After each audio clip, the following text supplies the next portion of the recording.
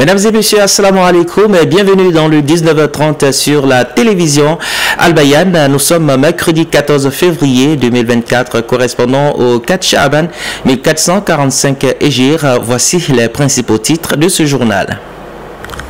À Bouna, les réfugiés du camp de Timala ont reçu plusieurs dons de l'association des éleveurs de bovins de la région du Bounkani, des dons composés de foyers améliorés et de charbon de chauffe. Les membres de la Société ivoirienne pour la promotion de l'homme ont initié une cérémonie d'hommage au président de la République, El Hadj Alassane Ouattara, pour ses actions de développement de notre pays. Hors de nos frontières, le président ghanéen a démis de ses fonctions le ministre des Finances lors d'un remaniement ministériel. Cette décision de Nana Akufo-Addo fait suite à la grande crise économique qui secoue le Ghana. L'équipe du sermon de vendredi et de la mobilisation de fonds du groupe média Al Bayan séjourne depuis ce mercredi à Boaflé, capitale de la région de la Maraoué. Le parrain de cette activité, El Hadj Kologo Aruna, s'est exprimé sur les enjeux de cette mission prévue du 14 au 17 février 2024.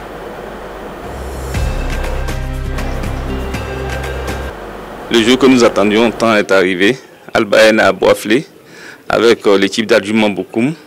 Je voudrais remercier le cheikh Diakité Ousmane ainsi que le directeur de la radio Sissé Djigiba et tous ceux qui ont facilité cette mission sur Boaflé. Venir à Boaflé entretenir nos parents sur la cohésion sociale, vous ne savez pas combien de fois ça nous honore. Moi, en tant que parrain de cette activité, je suis très honoré. Il fallait que je sois là pour accueillir Al Bayan à Boaflé. Je voudrais dire à toute la population de la Maraoué, à tous nos parents de sortir massivement et que Boaflé batte le record autant sur la mobilisation, tant sur la levée de fonds, afin que Boaflé puisse avoir réellement sa station, sa maison de radio et de télévision à Boaflé. Et rendons-nous à Diegonefla, dans la région du Goa, à 40 km du Gagnoa, 2 semaines après avoir été distingué meilleur élu local de Côte d'Ivoire au prix national d'excellence. Le maire de la commune, Bagrou Goli, Jean Simon, a été célébré récemment par la population. C'était en présence des cadres et de la chefferie traditionnelle. Suivant la correspondance de Lancine Camara. Lauréat 2023 dans la catégorie meilleur élu, le maire Bagrou Goli a eu droit à un accueil digne de son rang et un bain de foule. Occasion pour le bénéficiaire d'exprimer toute sa gratitude au président de la République, Alassane Ouattara. Merci parce que la transparence qui préside au processus de désignation du meilleur élu permet à tout président de conseil régional et à tout maire de se voir décerner ce prix d'excellence uniquement sur la base de son mérite, sans aucune autre considération.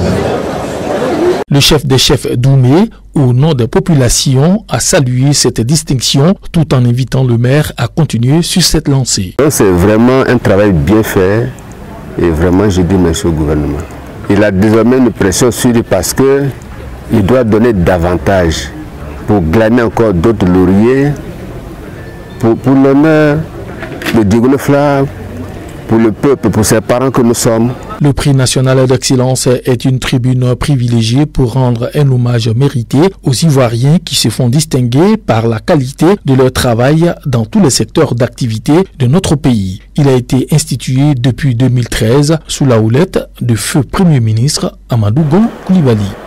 Je l'annonçais en titre, Timala est une petite localité située à 20 km de Bouna, dans l'extrême nord-est de la Côte d'Ivoire. C'est une localité qui abrite un camp de réfugiés. Vendredi dernier, ils ont reçu des dons de la part de l'association des éleveurs de bovins de la région du Bounkani en collaboration avec le comité de pilotage des fonds d'urgence.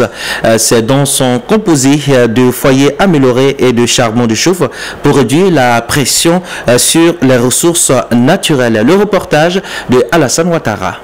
Il est ressorti d'une réunion que la population riveraine du camp de Timala se plaigne des demandeurs d'asile à cause de l'abattage des arbres de leur champ pour des bois de chauffe. Ce don de foyers améliorés et de charbon de chauffe vise également à faciliter la cohabitation entre ces 995 ménages de réfugiés et la population riveraine. Il revenait chaque fois une plainte des populations riveraines de ce camp-là.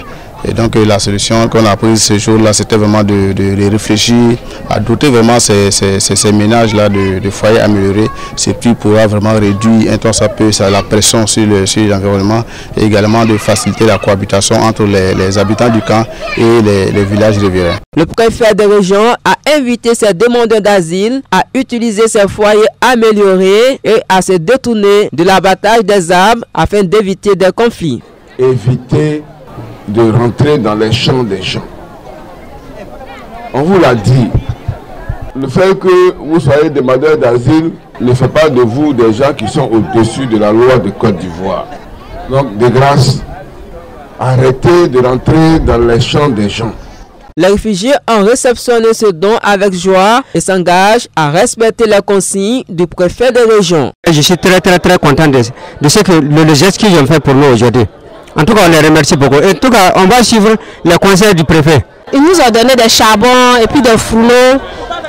Donc, il dit que le reste des gaz là, ça y est après. Mais c'est qu'ils vont donner parce qu'ils ont trop fait pour nous.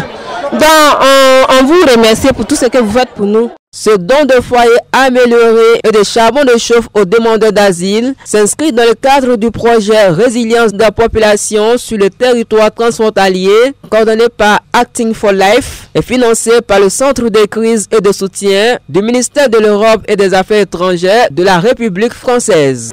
Et puis cette information en bref, Crépin Diatta, le footballeur sénégalais visé par une enquête de la CAF, Confédération africaine de football, après avoir exprimé des critiques concernant l'arbitrage lors du match éliminatoire Sénégal-Côte d'Ivoire, a été sanctionné par la CAF. Le latéral droit sénégalais a reçu une suspension de 4 matchs, dont 2 avec sursis. De plus, une amende de 10 millions de francs CFA a été infligée.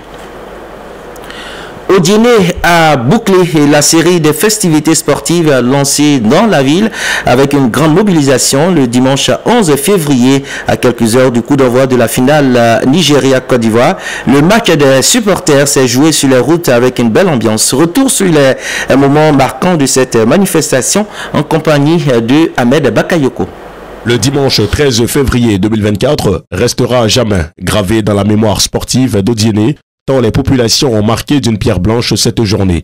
Loin du calme habituel observé dans les rues de la ville, ce dimanche n'a pas été de tout repos. Les Odiénékas veulent finir en beauté cette fête de la Coupe d'Afrique des Nations avec à la clé une victoire des éléphants de Côte d'Ivoire. Défilé de chevaux, parade à moto, le tout accompagné par une foule en liesse, Odiéné se mue en une forteresse pour pousser les 27 pachydermes à la victoire face aux Super Eagles. Et les populations ont effectué le tour de la ville, à commencer par l'hôtel Frontière jusqu'au village Cannes, lieu de retrouvailles des différents spectateurs. C'est l'apothéose, c'est la finale, c'est aujourd'hui le jour du jour, le grand jour, le jour tant entendu, la Côte d'Ivoire qui va triompher sur toute l'Afrique. Aujourd'hui, tout le Kabadougou et le Denglé est en marche pour la victoire. Démarré le 11 janvier 2024, en même temps que la Coupe d'Afrique des Nations, les festivités sportives à Odiéné se sont achevées par une finale de Maracana, suivie d'une tournée dans la ville, pour manifester le sacre des nouveaux champions d'Afrique. Et nous restons dans la région d'Odiéné, mais cette fois dans la localité de Maladoum, où les habitants ont veillé toute la nuit en raison de la victoire des éléphants face à l'équipe du Nigeria. Ce triomphe a été célébré jusqu'à la résidence du chef de village. La correspondance de Sissé Daoudalachik dans un commentaire de Nadia Konaté.